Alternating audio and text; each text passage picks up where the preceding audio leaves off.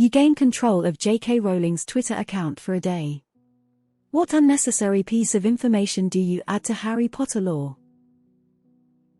Potter Puppet Pals is now canon. Buckbeak is an animagus who is fully intelligent and capable of turning back into a human at any time, but doesn't because it's his fetish. Harry's favorite finger, for no particular reason, is his left index finger. All Hogwarts students are required to take a sex ed course.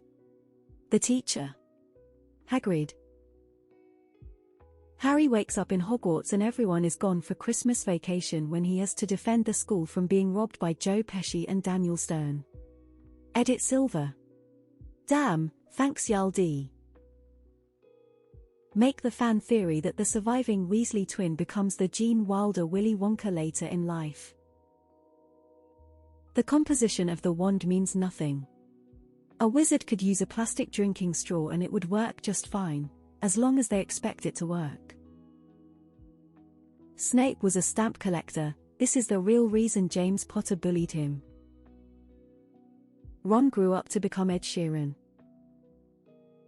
The sorting hat was 100 unnecessary for class distribution. Its primary purpose was to get rid of head lice. Completely unnecessary. X200B. For a brief time in 1956, teenaged wizards used to bewitch vacuum cleaners to use in lieu of broomsticks. Ron likes to take all his clothes off when he poops. When you're using the invisible cloak, you're not actually invisible, you're naked. They just choose to ignore you as to not make things awkward.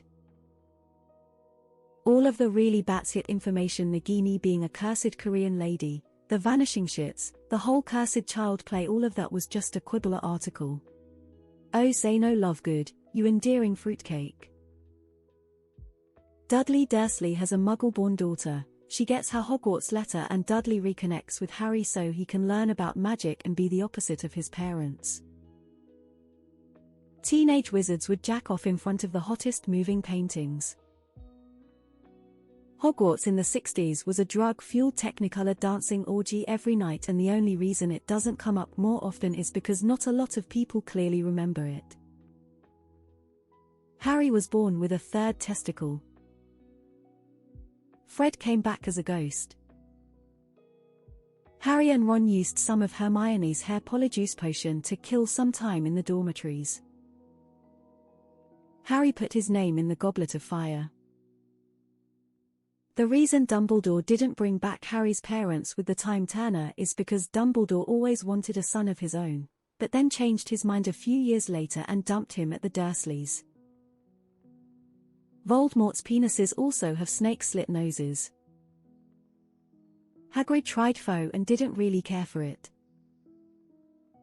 That most people don't play beyond their early 20s because they develop Quidditch asshole. Nobody gives a fuck about Harry after he graduates, and he ends up spending the rest of his life bitter and working as a barista at Wizard Starbucks in Hogsmeade. There's a witch writer called KJ Rowling, famous for her Muggle book series Harold Rogers, where the protagonist engages in wacky Muggle adventures. Edit 48 inbox notices and not one Hogwarts letter. Fred and George Weasley switched places during the Battle of Hogwarts. When George died, Fred adopted George's life, complete with cutting off his ear because he figured George wouldn't want him to spoil the joke. Buckbeak was a metaphor that the cauldron Voldemort was rebirthed in during Goblet of Fire used to belong to Horace Slughorn. It was gifted to his favorite student, Tom Riddle, the year Riddle left Hogwarts. After Book 2 and the Polyjuice experiments, Ron and Hermione permanently switched places. I'd double down and declare that some of the older teachers at Hogwarts would forget they were supposed to use toilets now, so occasionally they'd just drop true and urinate in front of everyone. Underneath the robe, Professor McGonagall is actually two twin dwarfs standing on each other's shoulders. They take turns being on top so the other doesn't get tired. Voldemort doesn't have a butthole after resurrection. Harry pronounces it GIF, not GIF. Twilight is absolutely in the same universe. The Loch Ness Monster is someone who tried Polyjuice Potion with basilisk DNA. I would 100% post that meme JK Rowling reveals that you, the reader, were gay all along. But besides that, I would talk about the required procedure behind the pre-plumbing shitting wherever you want then making it disappear thing. Also, WTF JKR. Why couldn't they have had magical outhouses? Why did it have to get weird? The My Immortal fanfic is now 100 canon, thank you. JKR. Hermione dresses up as a cat girl for Ron, who developed a thing for it before they were dating.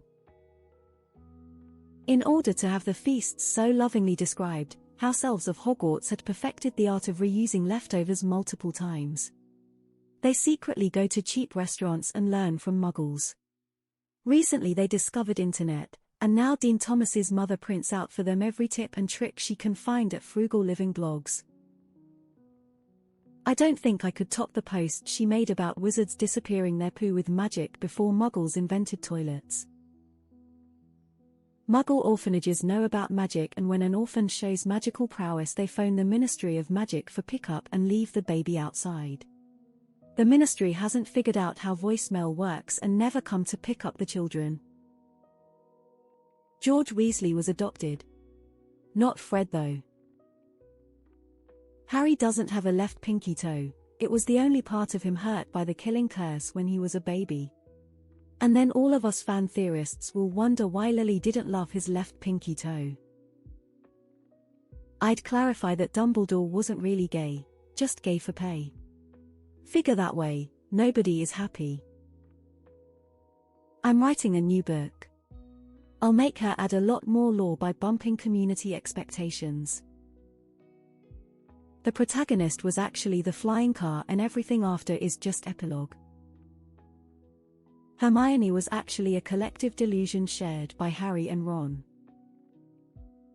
I actually always envisioned Dumbledore aggressively asking Harry, maybe even yelling, if he put his name in the Goblet of Fire.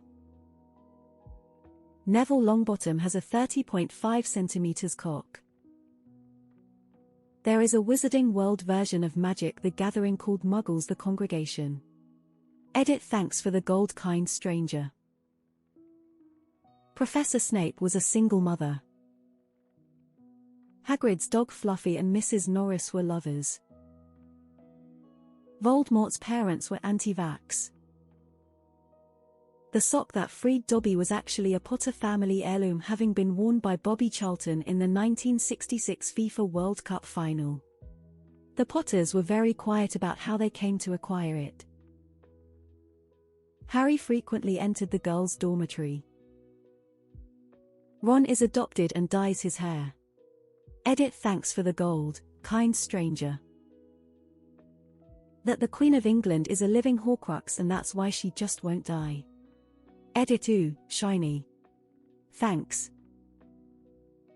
How Hermione really loved pegging Ron after they got married. Snape was a never nude. Edit holy shit, this blew up. Thank you for the gilding. The goblins at Gringotts don't have children. They just randomly split one day during a mitosis-like process and then go about their days. Their suits are part of this process. My amazing SO. Ron and Hermione's safe word is mudblood. ETA. And now my most voted comment is about wizards to put on my robe and wizard hat and start writing fanfic, I guess. I would make it clear that the cursed child is not canon. Dobby's asshole has the same properties as a bag of holding and can expand to accommodate any object no matter the girth. Hermione has been secretly hoarding corn, yes, as in corn on the cob in her room since she was very young. Even after she left for Hogwarts, she continued to hoard corn in her dorm. She never speaks about it. She just quietly collects the vegetable as if it's second nature. One day, Harry and Ron discovered her corn stash. Since then, they frequently ask her about why she collects corn, but she pretends she never heard that and keeps talking to them about the things they were previously discussing.